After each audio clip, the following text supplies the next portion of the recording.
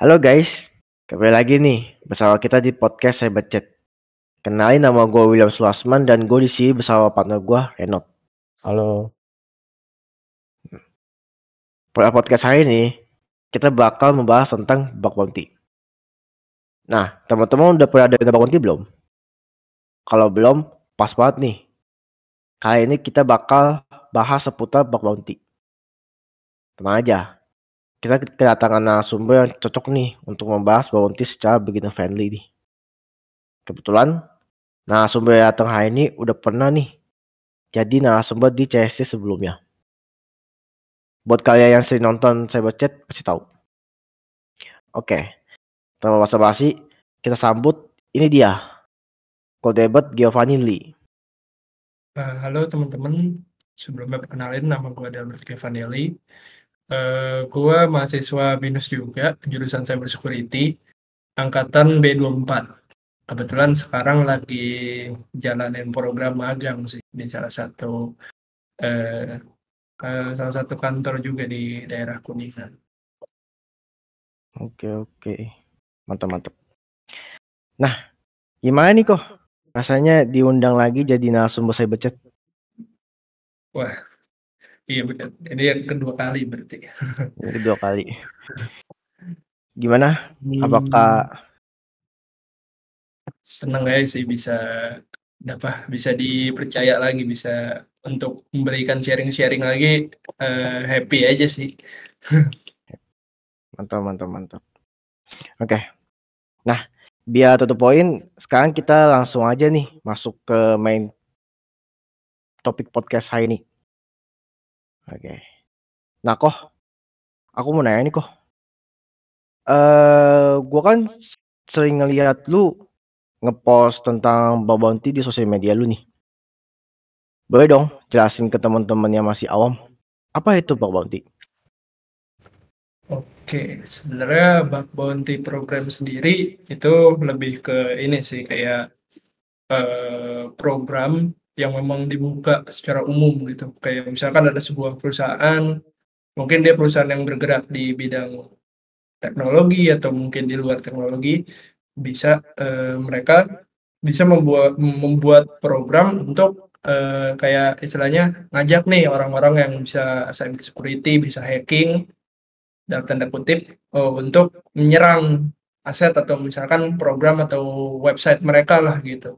Nah, siapa yang bisa bobol atau mungkin siapa yang bisa dapetin akses gitu ke website mereka atau mengambil data mereka, itu nanti akan diberikan sebuah imbalan gitu. Atau mungkin teman-teman cyber security akan tahu dengan namanya ya reward gitu, mengenalnya dengan reward. Jadi apa ya, per celah atau sekali lu bobol set dapat duit nih segini gitu, atau dapat reward nih gitu. Kurang lebih sih kayak gitu dia programnya. Oke. Paham. Kalau mau jadi bug Oke. bounty itu kira-kira mulai dari mana ya, belajarnya? Kalau sebenarnya gue sendiri juga kan masih belum terlalu mendalami banget tentang bidang-bidang ini karena juga baru mencoba. Tapi yang pasti mungkin eh, ini tuh sebuah implementasi dari red teaming sih. Jadi ketika kalian misalkan belajar tentang penetration testing eh, atau VA mungkin atau semacamnya, sesuatu yang berkaitan dengan offensive security, itu sih akan sangat membantu sih mungkin dalam kalian mendapatkan sebuah bug di bug bounty program ini. Oke. Jadi kan sama William udah disinggung tuh, katanya di sosial media lu tuh sering ngepost tentang bug bounty lah, apa-apa. Terus sebenarnya motivasi lu apa sih buat ngelakuin bug bounty gitu? Motivasi ya, sebenarnya lebih ke iseng-iseng aja sih, karena kan awalnya juga sama ngelihat dari orang lain ngepost di LinkedIn atau misalkan ngepost di medsos lainnya, oh mereka bisa dapet nih bounty, bisa bisa berapa dolar gitu, dengan bahkan ada yang sampai ribuan dolar ya kalau misalkan kita berpacu pada yang lebih jago gitu, yang mendedikasikan waktu lebih banyak di situ. Nah, dari situ gue mikir gitu, wah kayaknya asik juga nih gitu kalau misalkan buat dicoba-coba gitu, siapa tahu gitu kan. Awal-awal dicoba-coba nanti dapet gitu kan. Gitu sih awalnya. Oh, jadi gara-gara reward itu lu jadi tertarik buat coba-coba ya? Iya sebenarnya nggak 100% dari reward juga, tapi Hmm. lebih ke kayak ya mungkin reward akan berandil besar, tapi ada juga yang kayak buat pengen tahu gitu apakah gue bisa kayak mereka gitu buat menantang diri, terus juga Hmm. sekalian buat ini sih dapat exposure aja karena kan buat kedepannya biar lebih enak gitu, bisa bisa bisa buat dapat kerjaan jadi lebih bagus kayak gitu atau Iya, iya. semacamnya. Oke. Oke, mantap. Oke kok, yang mau nanya lagi nih kok. Oke. Kok boleh jelasin nggak cara kerja bug bounty itu gimana sih kok? Cara kerjanya? Cara kerja ya. Secara Mm-mm. kerja sebenarnya ini bukan sesuatu yang tok gitu loh kayak misalkan oh udah harus A B C D gitu. Enggak sih karena enggak ada guideline seperti itu. Tapi mungkin kalau secara general lebih ke misalkan ada perusahaan nih buka bak buati program, misalkan perusahaan kursi gitu ya. Nah, dia buka bak buati program nih set. Nah, itu nanti mungkin dia akan masang di salah satu halaman website mereka set. Oh, ada bak buati program dengan ketentuannya yang banyak banget tuh. Bla bla bla bla bla bla. Nah, Mm-mm.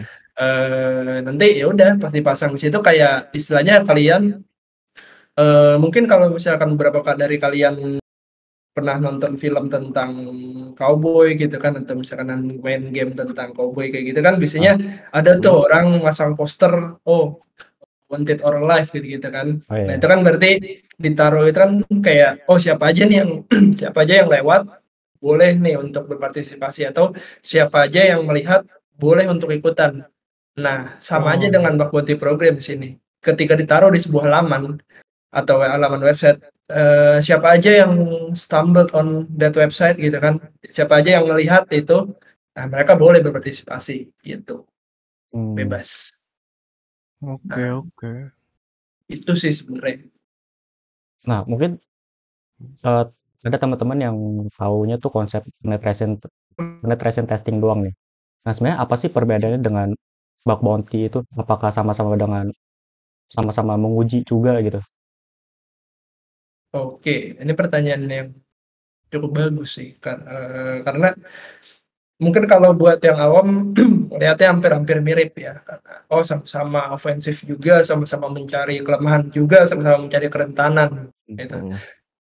Tapi sebenarnya kalau misalkan dari sisi manajerial atau misalkan sisi pemasaran, sisi non teknisnya itu dia agak berbeda sih karena kalau misalkan bug bounty itu tentunya dia nggak akan seribet pentest karena kalau ketika pentest kalian akan berkaitan dengan namanya NDA, ketentuan-ketentuan dan semacamnya gitu. Pokoknya lebih formal dan biasanya jenjangnya itu lebih lebih panjang dan lebih banyak aturan lah, lebih mengikat mungkin Hmm. dalam kata sederhana.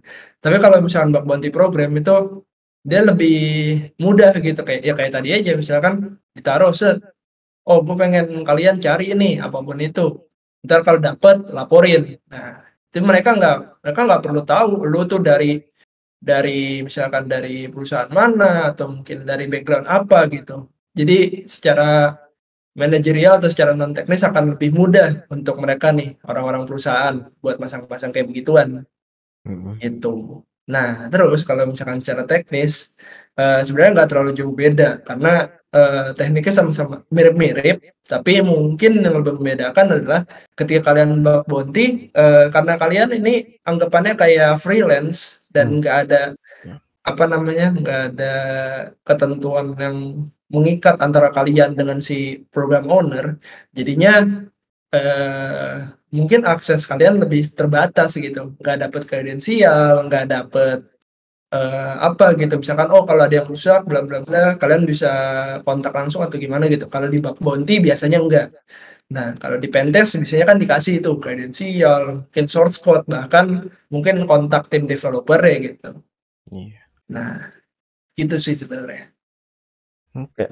Gue sebagai orang awam nih, kalau pentest kan emang ada kontraknya gitu kan sama perusahaan gitu. Yes, betul. Nah, terus kalau bug bounty itu sebenarnya ada nggak sih? Ada perusahaan yang mempekerjakan bug hunter buat ngecari bug.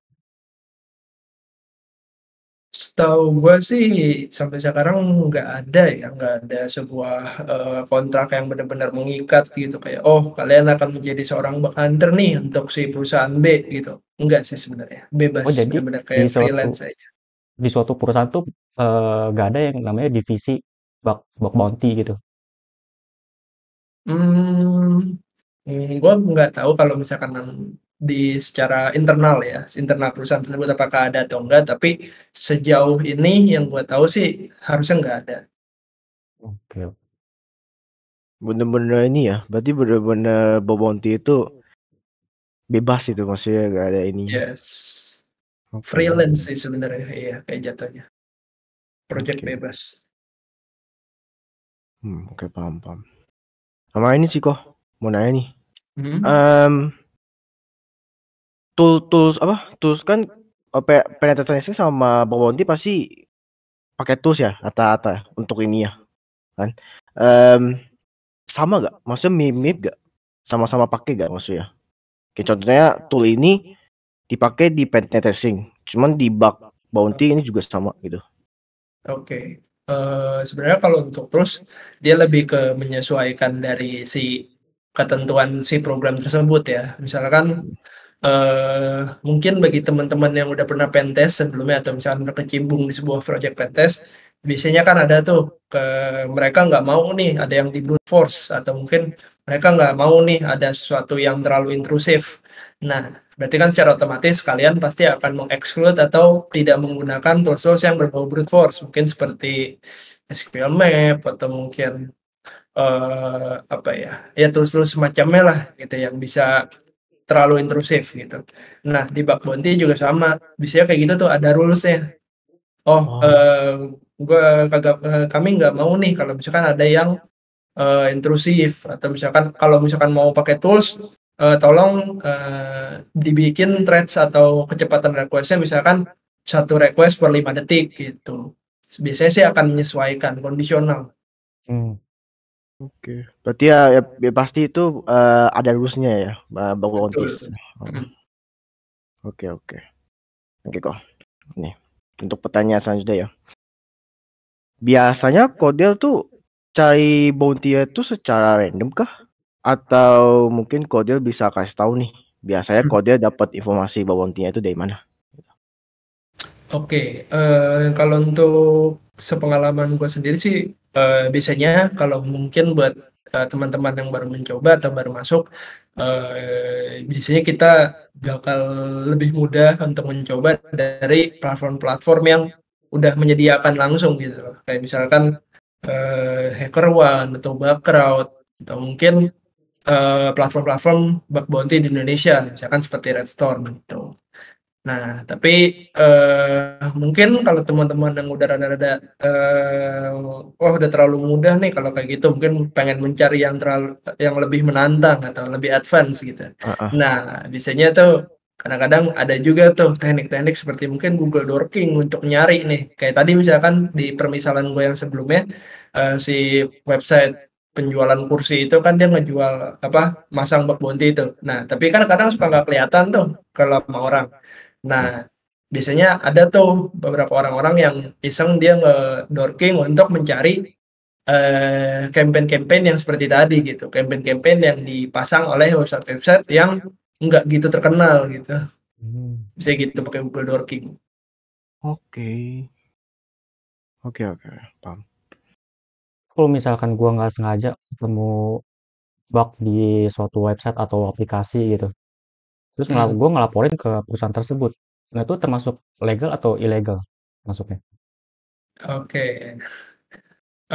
Sebenarnya kalau membahas tentang legalitas atau legalitas ya di Indonesia, sebenarnya rada-rada krusial dan mungkin jawabannya sulit gitu untuk dicari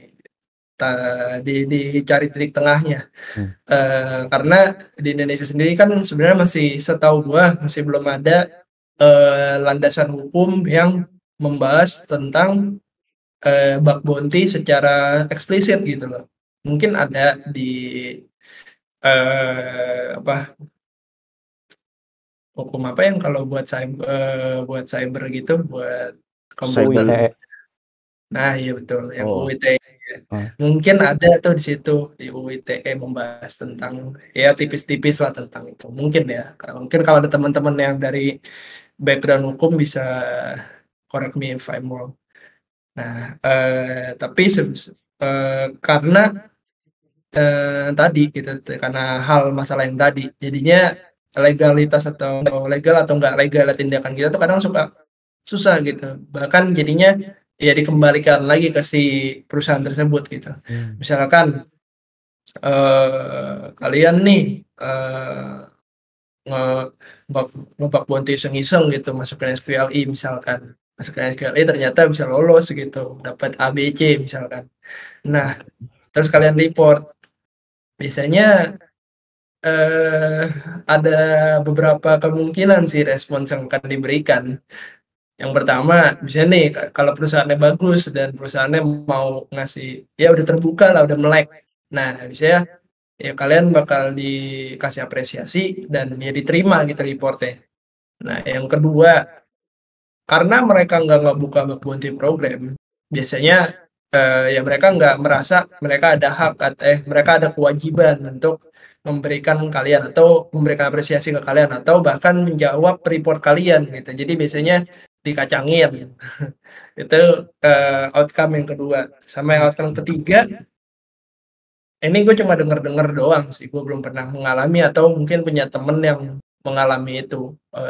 Ya ada juga yang kalau misalkan kalian dapetin data-data yang konfidensial nih atau mereka merasa dirugikan, ya mereka merasa nggak senang dan akhirnya mungkin kalian akan dipolisikan gitu, dilaporkan karena kalian melakukan tindakan peretasan secara ilegal gitu.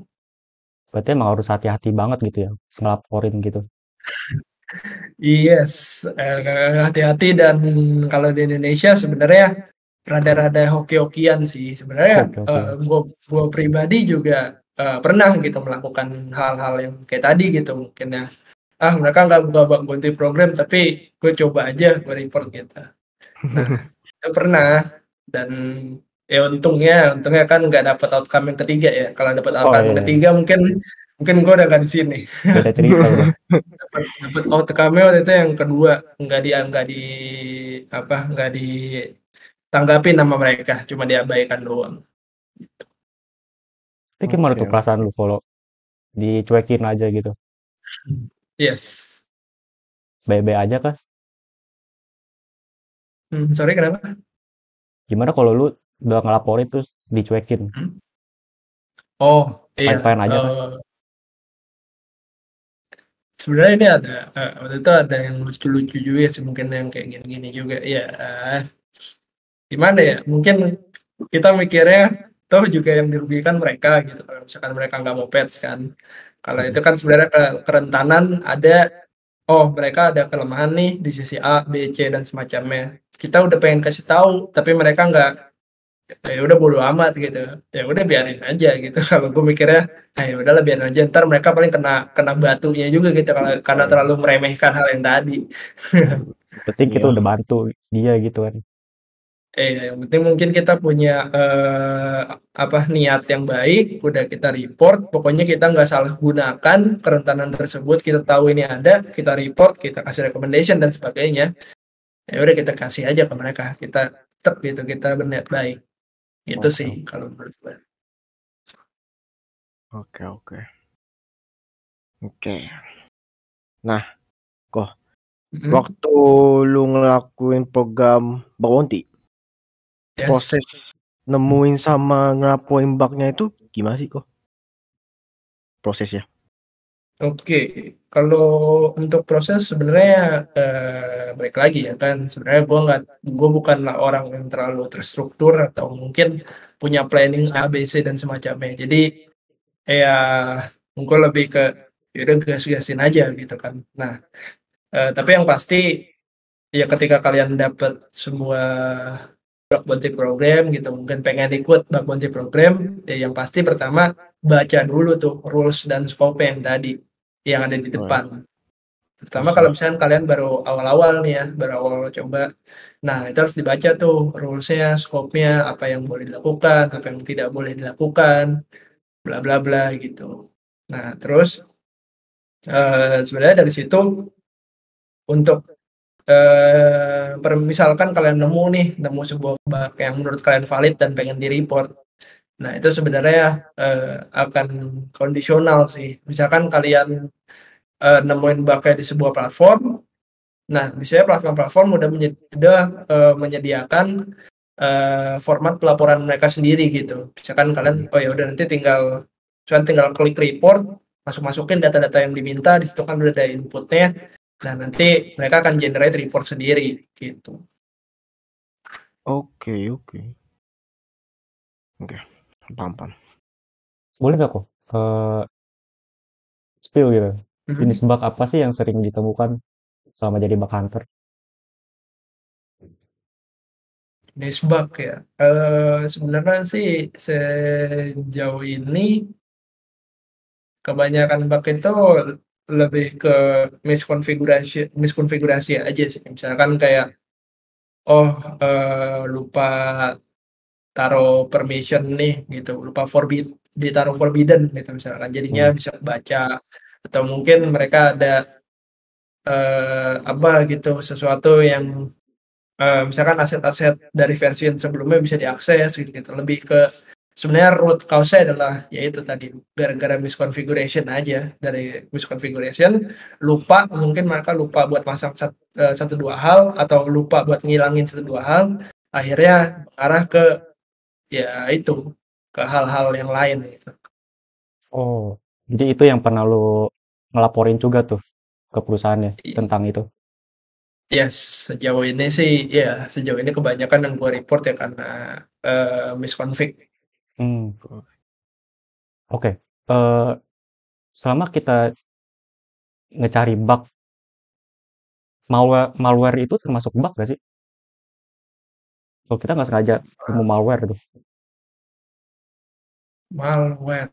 Malware sebenarnya ketika kalian nemuin sebuah malware di sebuah website, berarti itu sebuah tanda kalau misalkan website itu udah pernah dibobol sebelumnya, ada pernah diretas. Karena kan Hmm, malware itu kan sendiri artinya kan malicious software atau yaitu ketika ada sebuah program yang seharusnya tidak ada, mungkin ada program-program jahat. Nah, itu ditaruh gitu di sebuah website, set gitu. Itu kan ya harusnya kan nggak mungkin gitu developer sehat nih otaknya lurus tiba-tiba hmm, naruh program jahat gitu di website mereka sendiri. Nah Hmm. itu kan nggak mungkin. Saya gitu sih kalau misalkan nemu malware di sebuah website, nah berarti ya udah berarti sebelumnya udah pernah dihack nih sama orang lain. Mereka ada orang lain, ada hacker lain, hacker jahat, black hat, naruh malware di website tersebut, set. Nah ya udah, mungkin dengan harapan ada orang-orang lain yang nggak sengaja kepencet download gitu. Jadi hmm. set kena itu sih. Pernah nggak lo kayak nemuin gitu? Tiba-tiba ada malware. Hmm, enggak sih. Untungnya belum sih. Itu Oh, gila banget sih kalau kayak gitu. kalau ketemu malware bisa Oke. bahaya juga ya ke kitanya. Iya, yang pasti kitanya sebenarnya tergantung sih. Tergantung dari malware itu seganas apa. Kalau misalkan malware itu mungkin dibikin sama orang yang, wah udah jago nih, dia biasanya ya itu udah langsung bahkan secara kita tidak menyadari pun ketika kita download itu kita udah langsung kena keterkompromis lah gitu. Entah mereka Hmm. dapat akses ke komputer kita lah atau mungkin sesuatu yang parah. Oke. Nah, ini kok. Hmm? Menurut Kodel ya, ada gak Yes.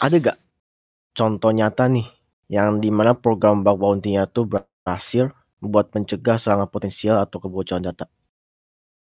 Oke. Sebenarnya kalau misalkan di zaman gua sendiri atau misalkan yang gua lihat di depan mata sendiri untuk saat ini belum ada, Pak, belum ada gitu karena ya mungkin memang belum ketemu aja gitu. Tapi kalau mungkin misalkan kita lihat dari masa-masa sebelumnya, dari waktu-waktu yang sebelumnya banyak sih misalkan contoh gitu kayak misalkan top-top startup Grab atau Gojek atau Uber juga mungkin semacamnya. Mereka kan naruh bug bounty program gede-gedean. Ketika ada yang nemu apa yang kritikal gitu langsung dikasih reward segede gaban. Nah, itu sih menurut gua itu hal-hal yang kayak gitu mereka udah mencegah data breach, kebocoran data atau mungkin website mereka udah jadi kehack gitu. Karena kan sejauh ini harusnya dari yang kayak gitu-gituan belum pernah ada tuh berita yang misalkan sampai kertas gede-gedean banget gitu kebocoran data sekian-sekian gitu nggak ada kan. Tapi dalam apa maksudnya dalam sebaliknya sebaliknya malah website-website atau mungkin perusahaan-perusahaan yang kita nggak kelihatan ada bug bounty program atau semacamnya. Nah, itulah perusahaan-perusahaan tersebut yang nggak mau gue sebutin namanya, yang malah kena kasus gede-gedean kan. Mungkin secara tidak langsung kelihatan tuh buktinya. Dengan ada bug bounty program, hasilnya kayak gini nih. Nah, di sebaliknya dengan tidak adanya bug bounty program, mungkin hasilnya seperti ini gitu. Tapi tentunya kita nggak bisa nyimpulin dari situ aja karena itu kan lebih ke spekulasi gue aja. Dan tentunya mungkin bakal ada faktor-faktor lainnya yang kita nggak tahu sih. Gitu. Oke. Paham. Oke. Dari lu sendiri pernah ada dapat reward nggak selama jadi bug hunter? Tentu kalau itu ya. Kalau tidak, saya malas untuk melakukannya. Boleh di-spill gak kok rewardnya apa? Reward ya. Majorly sebenarnya program owner tuh bakal kasih reward dalam bentuk uang. Itu udah paling gampang tuh. Nah, ya atau ada juga tuh biasanya program owner yang ngasih imbalan dalam bentuk sertifikat atau mungkin dalam bentuk Hall of Fame. Jadi nama kalian dicantumin nih di website mereka. Bisa gitu. Tapi kalau untuk saat ini yang pernah gue dapet itu adalah itu sih lebih ke eh, tadi imbalan dalam bentuk uang, sertifikat sama ya untuk saat ini mungkin yang ada itu dua. Tapi kayak nanti dalam waktu yang akan datang ada lagi satu lagi dalam bentuk Hall of Fame tadi. Gitu. Ya gitu ya, apa 50-50 gitu, bisa dapat bisa enggak. Betul. Nggak boleh Anggapannya berharap kayak juga. misalkan anggapannya kayak misalkan kalian main PUBG aja gitu. Bak Bounty itu sama kayak gitu. Kayak kalian main main PUBG satu lawan sekian 99 yang keluar cuma satu player kan yang menang. Nah, begitu pula dengan ini. Ketika kalian dihadapkan di program gitu set ini ya udah retas-retas aja semuanya hack gitu kan set bisa ini bisa itu bisa ini. Nah, tapi belum tentu reward belum tentu phone yang kalian temukan itu nggak pernah di report gitu. Bisa jadi udah pernah di report sebelumnya. Jadi kalau secara singkat ya siapa cepat dia dapat gitu lah. Siapa cepat dia dapat reward. Itu. Oke. Nah, by the way kok. Yes. Ada tips gak untuk untuk pemula nih yang baru terjun ke dunia bug bounty? Oke. Kalau untuk tips ya,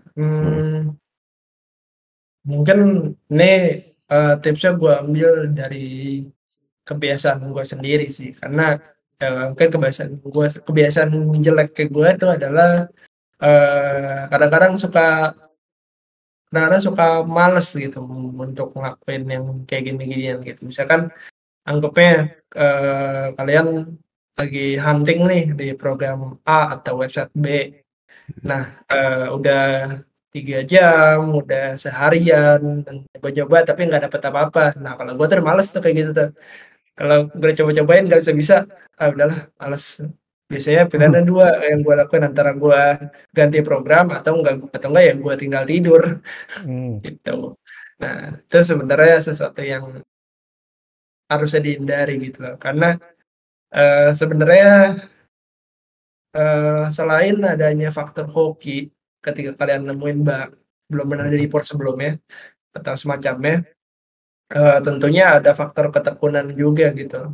Seberapa lama kalian spend waktu di program tersebut, seberapa lama kalian rajin, nggak menyerah gitu dalam hal itu, dicoba-coba terus. Nah, bahkan mungkin di sebuah aplikasi yang besar-besaran aja, yang udah gede gini, yang orang anggap, "Oh, udah nggak akan ada bug di sana." Mungkin kalian akan bisa melihat sebuah flaws yang nggak akan kelihatan gitu sama orang lain sebelumnya. Karena kalian, niat gitu, berniat untuk taruh dedikasi yang gede atau dedikasi yang besar di si, apa, usaha yang tadi gitu. Akhirnya ya itu, tentunya kalau misalkan mau dapet reward yang bagus, ya gue percaya gitu reward yang bagus akan setara dengan berapa besar effort kalian. Hmm. Jadi semakin kalian ber-effort, semakin kalian berdedikasi tinggi, ya gue yakin gitu pasti akan ada,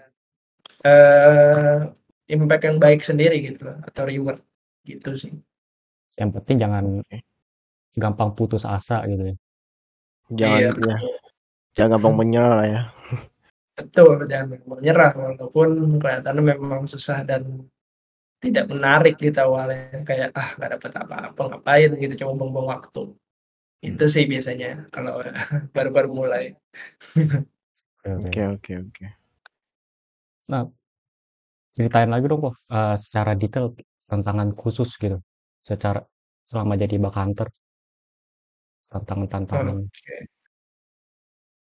Kalau tantangan sih, iya, mungkin tadi gitu yang sebelumnya, kadang susah buat ngontrol diri buat selalu, dedicate di satu project yang kayak gini gitu. Karena kalau misalkan kalian pentest kan kalian udah dikasih secara kontrak dan, oh udah pasti nih dapat reward gitu. Tapi kan kalau bug bounty kan nggak ada. Kalian kontrak lepas, nah ya udah nggak ada. Kalau misalkan kalian nggak dapet ya udah hilang gitu kan. Berarti mungkin effort yang kalian, udah masukin tadi, yang udah kalian lakukan bisa aja bernilai 0 gitu. Nah, itu kan, yang menurut gue jadi masalah pertama tuh untuk gue, yang selain tadi untuk stay dedicate gitu. Nah, yang kedua lebih ke ini sih, kadang mungkin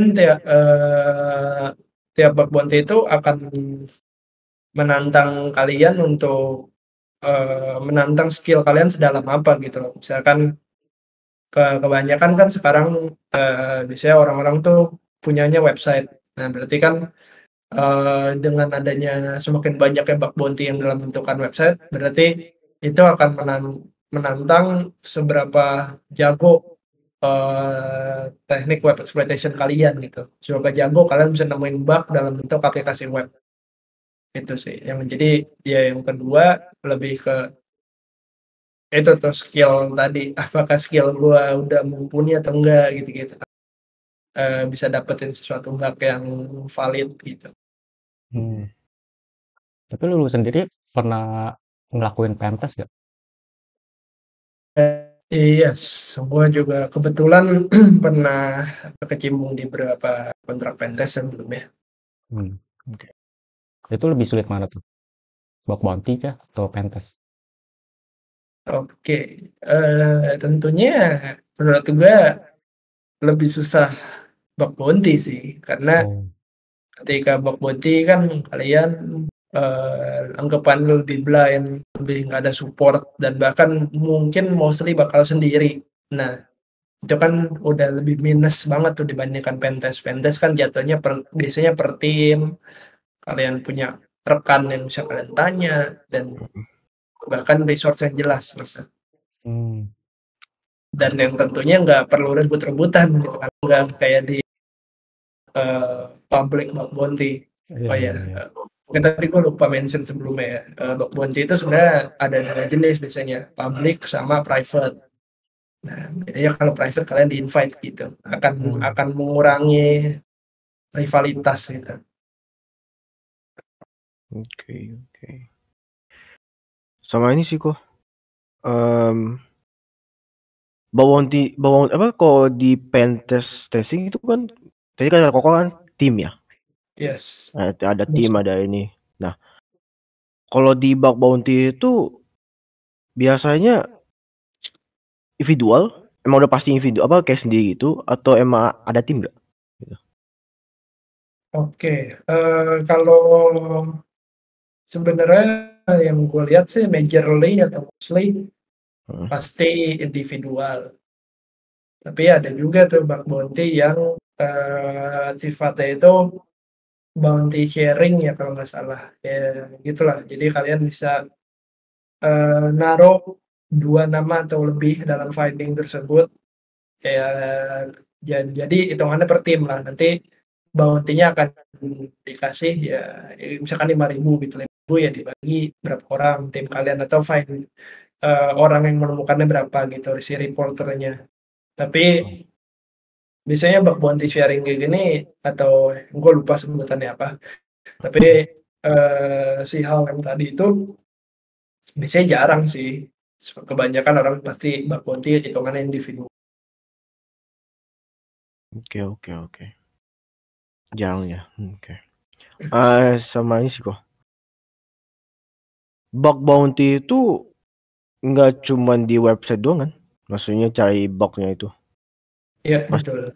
Pasti ada di mobile, pasti ada di ini kan. Betul. Banyak yang lain sih. Mungkin kadang-kadang ada yang dalam bentuk kan tadi mobile kan ada 2, ada yang pakai Android sama iOS gitu-gitu.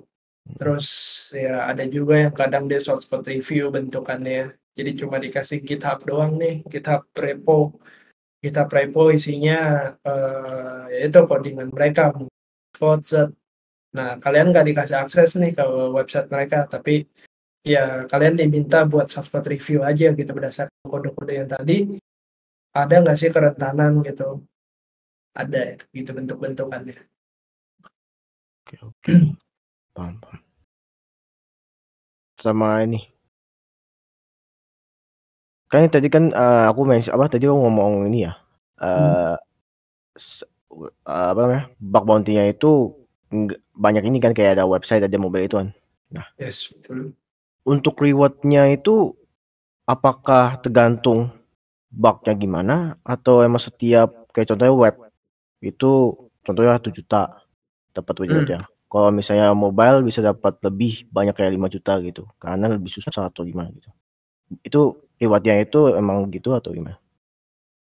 Oke, setahu gue sih kalau ketentuan kayak gitu akan berbeda-beda tergantung setiap program owner atau perusahaan yang melaksanakan. Tapi biasanya ketika kayak gitu dia nggak dihitung dari platform sih kayaknya. Atau kayak biasanya dihitungnya berdasarkan severity aja. Kayak ini critical atau medium. Jadi nanti ada range-nya tuh. Misalkan kalau medium dapatnya 5.000 sampai 7.000. Tapi kalau yang high dan critical bisa 10.000 plus gitu. Nah, biasanya kalau alokasi reward gampangnya kayak gitu mereka. Jadi nggak dibedakan berdasarkan platform, tapi dibedakan berdasarkan severity yang kalian temukan tuh seperti apa. Tapi ada juga yang misalkan dia membedakan gitu di platformnya A karena mereka itu mungkin kritikal untuk fungsionalitas mereka atau mungkin ya website utama gitu. Nah, biasanya rewardnya 1:1 tuh dengan perhitungan yang tadi. Tapi kalau misalkan contoh di scope B nih, nah scope B ini misalkan nggak gitu digunakan banget gitu, atau mungkin setengah 50% lah. Nah, jadi perhitungannya mungkin bisa setengah daripada reward yang sebelum tadi gitu. Pada akhirnya akan kembali ke si program owner itu sih cara alokasi reward. Oke. Berarti emang ini ya, berarti nggak bergantung platform tapi tergantung kayak critical atau apa gitu ya? Iya, Gitu lewatnya. mostly seperti itu. Proses itu. Oke. Ini sih. Sama ini udah nih. By the way, ada cerita menarik gak kok? Cerita unik atau cerita menarik gitu selama lu ngakuin bug bounty? Oke, kalau cerita menarik sih lebih mungkin apa ya? Lebih ke kadang ada yang mungkin yang lucu gitu kayak misalkan yang lucu karena mungkin si perusahaan itu sangat tidak mau ada bug sedikit pun. Jadi Mhm. meskipun bug yang kalian report nih sebenarnya sangat effortless dan biasanya dicap sebagai informasional gitu. Nah, sama mereka nih program owner yang tadi ya dianggapnya sebagai medium atau mungkin high gitu. Ada tuh yang kayak gitu. Nah, ketika ada jadi ya report-report aja gitu menurut gua karena tergantung mereka gitu penilaiannya. Karena ada yang misalkan mau gitu menganggap itu sebagai bug, padahal sebenarnya itu kayak ya gampang banget gitu loh.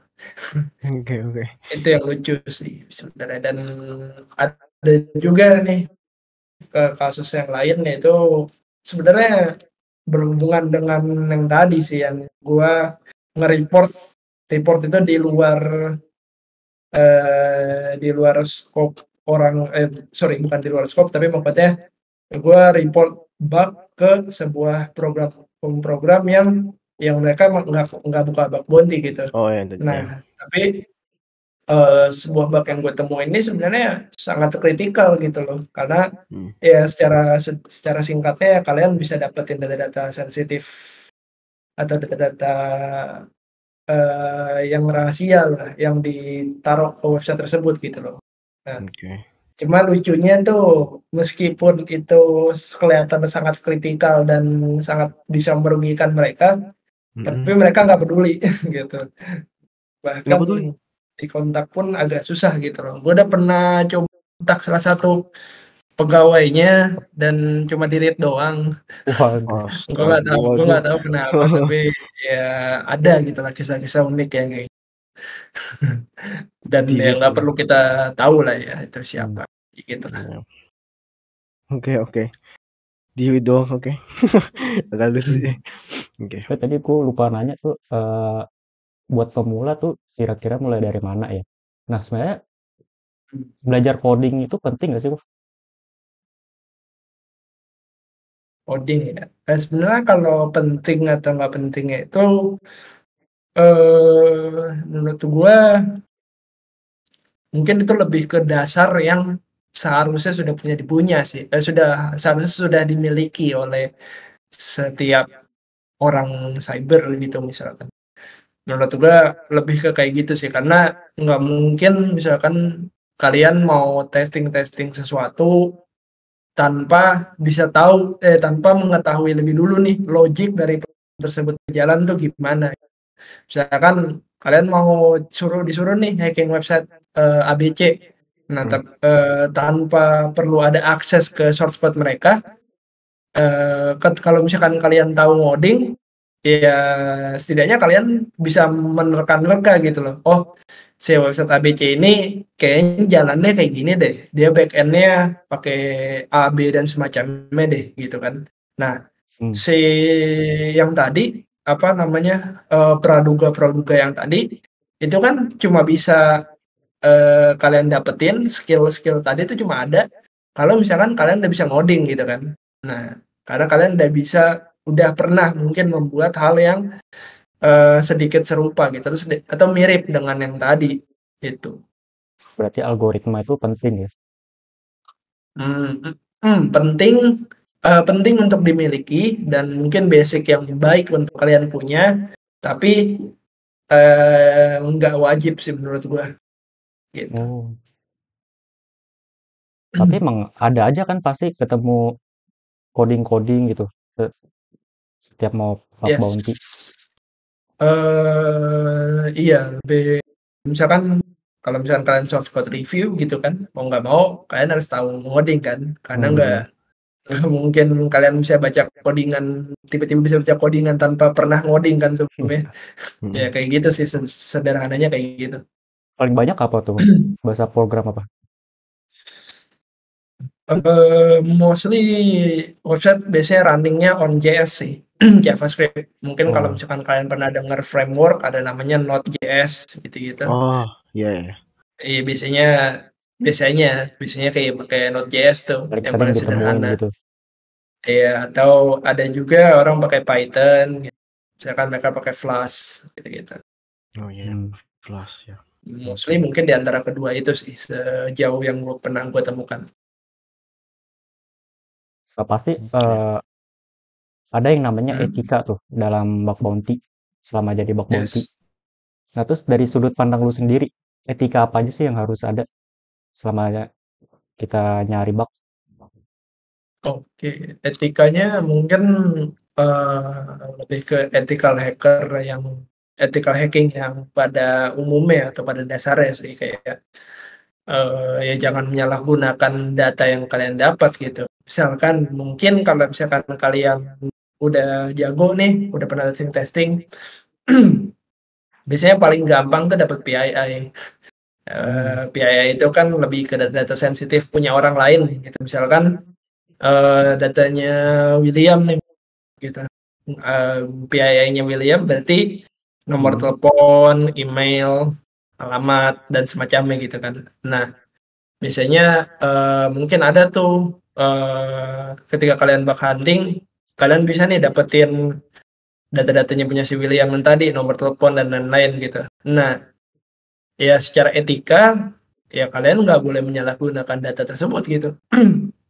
Nggak boleh kalian simpen nih. Oh, gue bisa dapat nomornya William gitu kan, gue simpen nih nomornya gitu. Nggak boleh kayak gitu. Mungkin itu basic etiknya itu ya seperti itu gitu. Sama mungkin kalau yang kedua lebih ke apa ya? Jangan ya ikutin rules mereka ya pasti kan. Kalau misalkan mereka bilang A ya ikutin yang tadi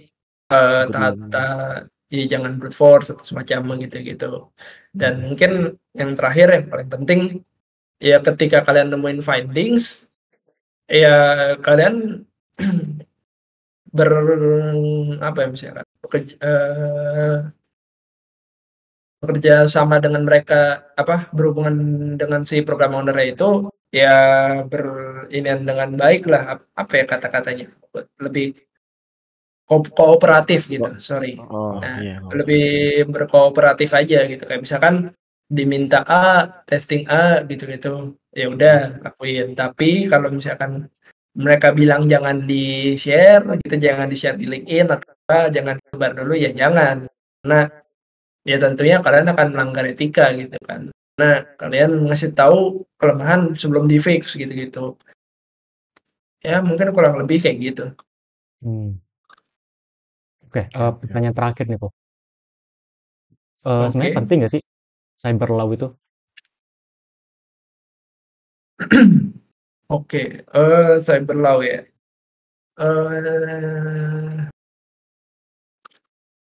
Ya sebenarnya bisa penting sih, karena tentunya kan kalian sebagai seorang bug hunter atau pen tester ya harus tahu gitu tentang basic cyber law atau mungkin basic hukum-hukum dasar dan hukum-hukum fundamental yang berlaku di Indonesia gitu. Biar setidaknya kalian tidak melakukan hal-hal yang salah lah gitu loh. Kayak misalkan kalau misalkan kalian nggak tahu tentang etika yang diizinkan dan tidak diizinkan, ya kalian bakal bukan jadi seorang ethical hacker gitu loh. Karena